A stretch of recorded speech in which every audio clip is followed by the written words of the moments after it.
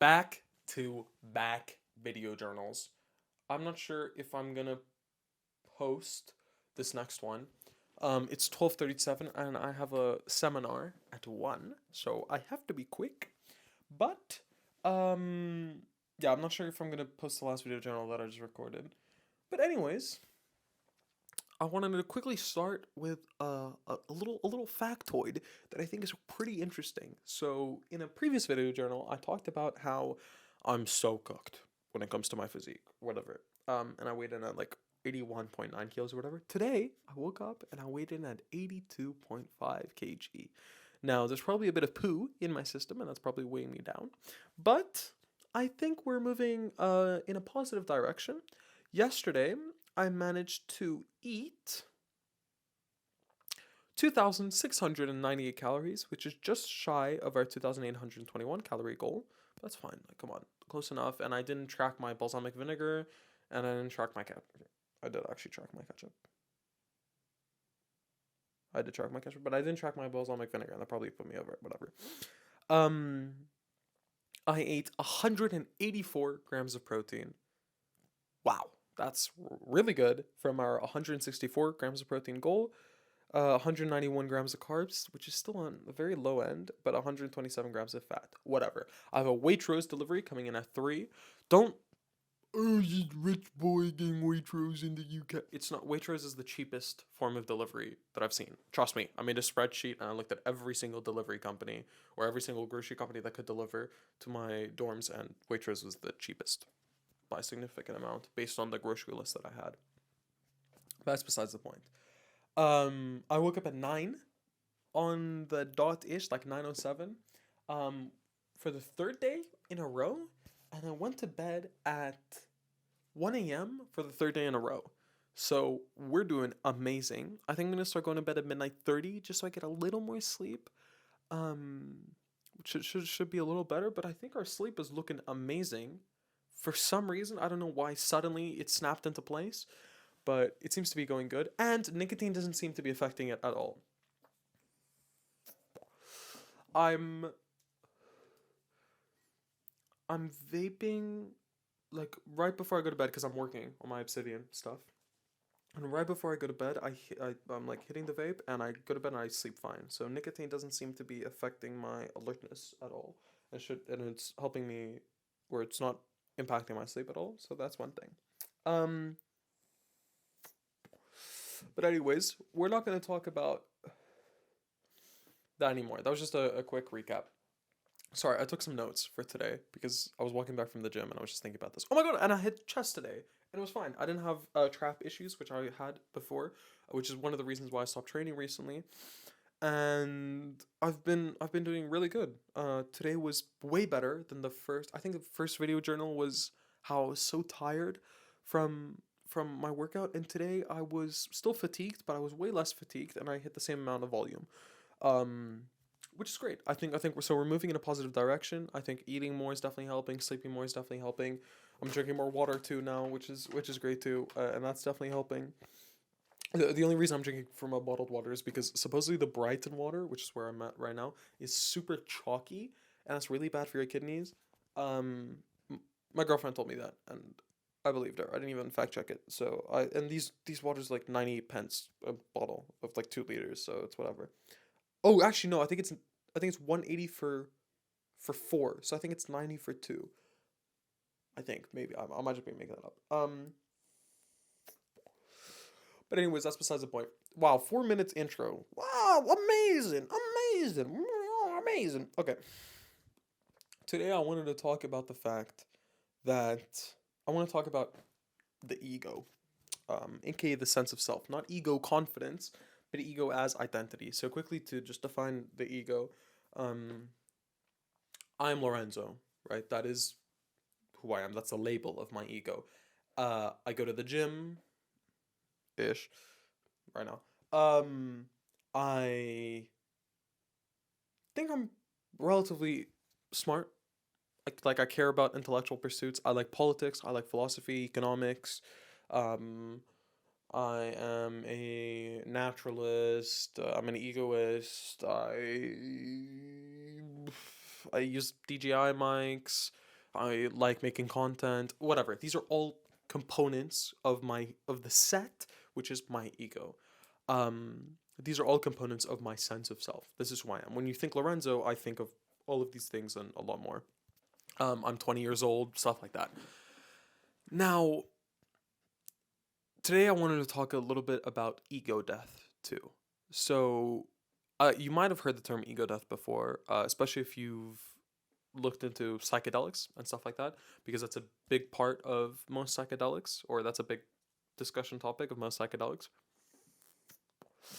And in psychedelics, ego death is kind of different to the ego death that we're going to talk about today. Basically, if you take a large enough form of psychedelics, you'll experience something called ego death. But ego death is more so imagine you have the universal set, which is Lorenzo. It's not a universal set. You have the set, which is Lorenzo, or the set, which is John, or whatever. There's probably no Johns watching. Whatever. You have the set of you. And if you take enough psychedelics, the barrier between you and the external world and everything else breaks. So basically, I become the same as my vape. Like we are the same set. We become a universal set. And I've experienced ego death before, pretty strong ego death.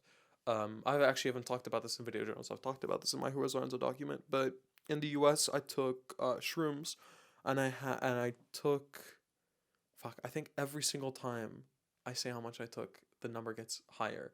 It's somewhere in between 7 to 10 grams of mushrooms, and of psilocybin penis envy, to be precise.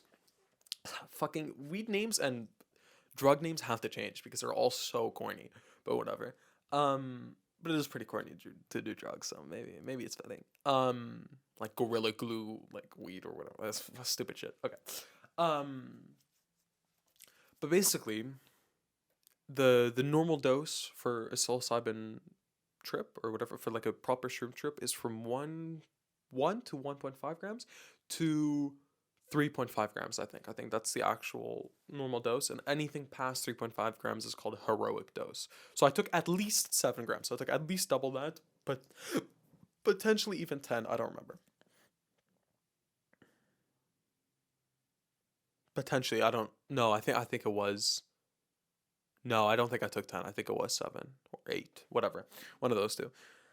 Um, and I had a insane trip. And I did, but that's so cringe. I don't want to talk about that. I do want to talk about ego death. And I did experience ego death very significantly, but I don't think it was the first time I've experienced ego death. I've experienced a different type of ego death multiple times throughout my life, which is a destruction of the self. So, for example, right now Lorenzo is all of the things I just said, but in the past, Lorenzo wasn't a lot of those things. In the past, I didn't care about politics. In the past, I didn't care about philosophy. In the past, I didn't know anything about economics. In the past, I didn't go to the gym. In the past, I played a lot of video games. In the past, I did a lot of different things. I had completely different friend groups.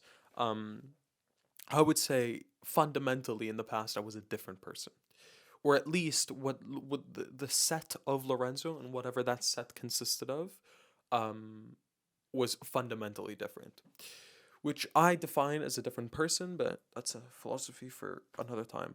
Um, and I've had that multiple times throughout my life. So multiple times throughout my life, I've had insane fundamental changes to my sense of self. I think above average, um, definitely above average. Um, that's what I want to talk about today, the whole concept of ego death. Now, this might be a bad thing to some people intuitively, and I think that makes sense, right? Intuitively, we don't want to have fundamental changes to ourselves because we have this whole concept of, um, it's the opposite of cognitive dissonance. It's whatever, the whole idea that we want to do things that mirror the way we perceive ourselves. So, for example, if you see yourself as a very lazy person, you will do lazy things just because that makes you feel comfortable. That's who you are, and that's a big problem you see in depressed people. For example, personally, I've been through three, maybe two, major depressive disorders. And when I was incredibly depressed, I did find comfort in it, right? It became part of my ego. And when it did that, it was super hard to not be depressed because there you have to do a fundamental shift in who you are, um, which is incredibly difficult for most people, 100%. And it was incredibly difficult for me.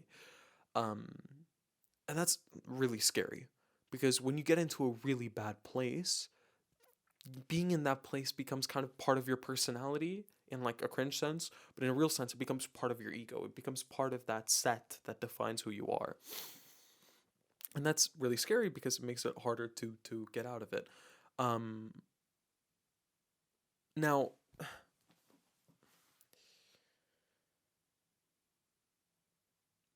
your ego limits you. In the sense that, like we just said, it stops you from changing. Uh, I like to think of the ego as like a bubble, like a really strong, weird material bubble, and it's hard to push out of it, but you can change it. You can change the shape of the bubble. I don't know if you've ever done this, like in the shower or whatever. You have like you have soap in your hands or whatever, or when you're washing dishes, and you like open your hand, and the you have the little bubble form in the whole of your hand, or sometimes you can do it a really big one, and you blow on it, and you can change the size and the shape of it. Or when you have those toys like the sticks that you dip in the soap, and then you can either blow, or you can have those massive ones where you just wave your arm and like makes bubbles in the air.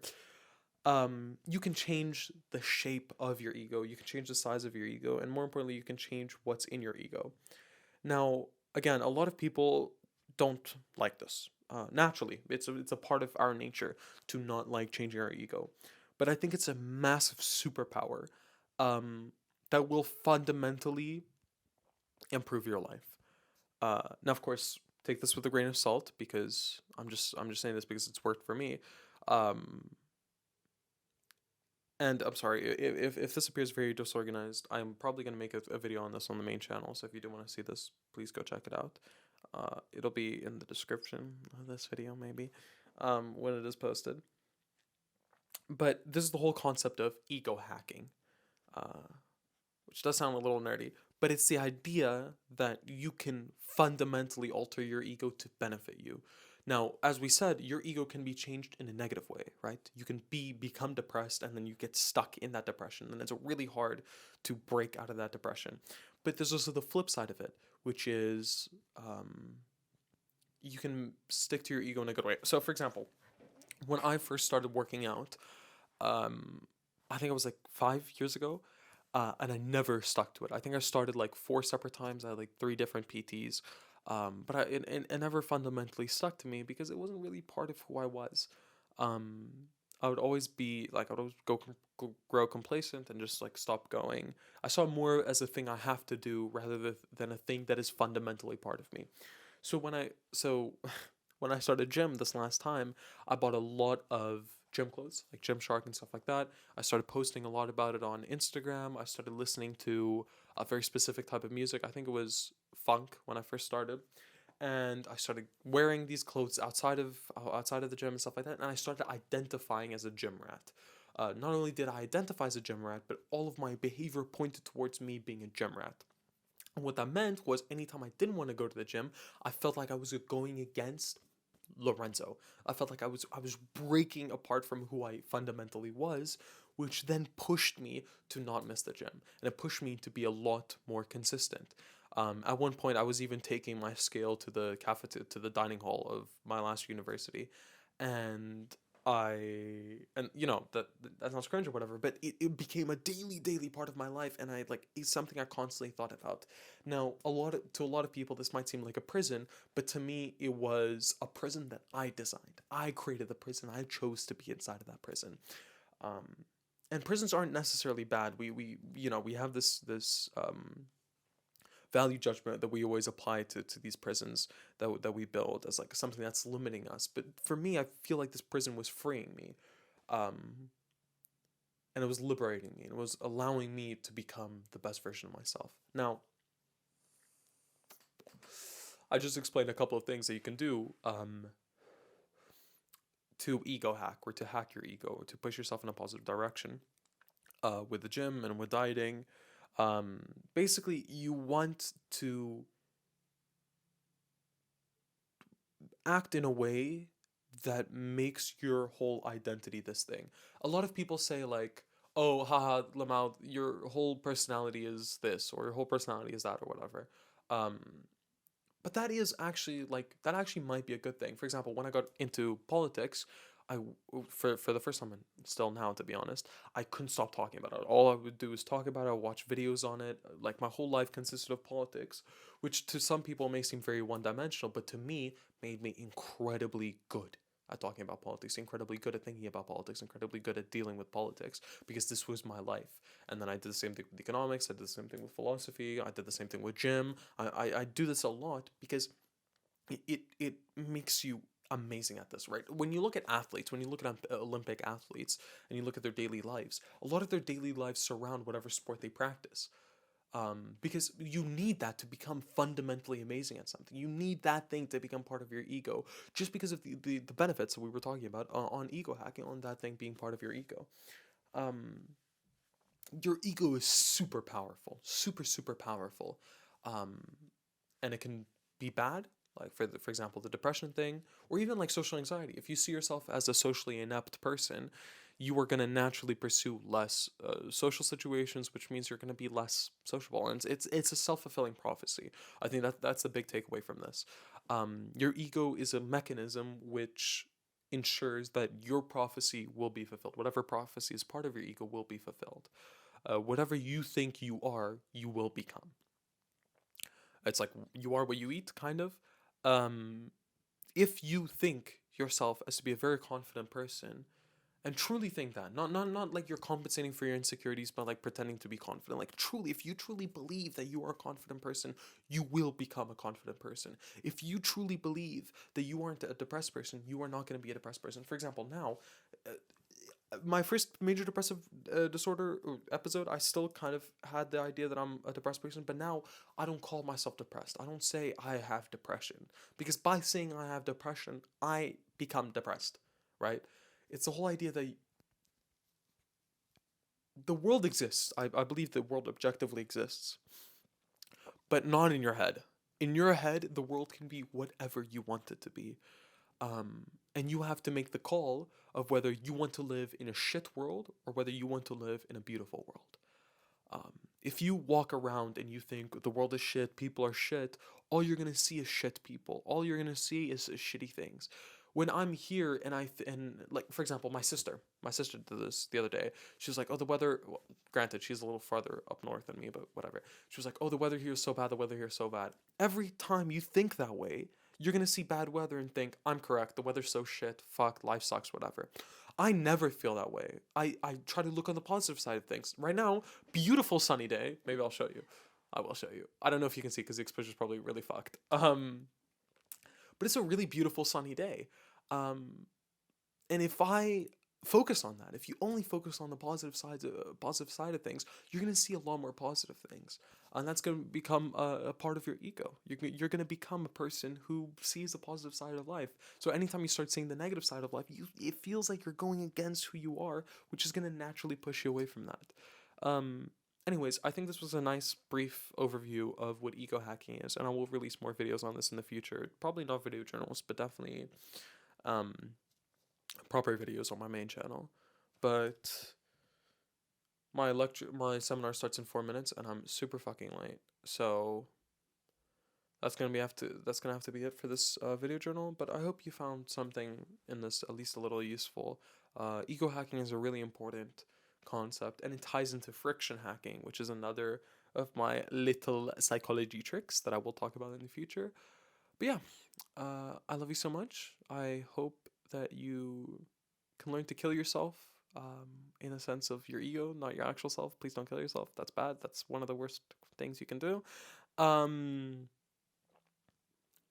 but yeah, learn to hack your ego and you will become the best version of yourself.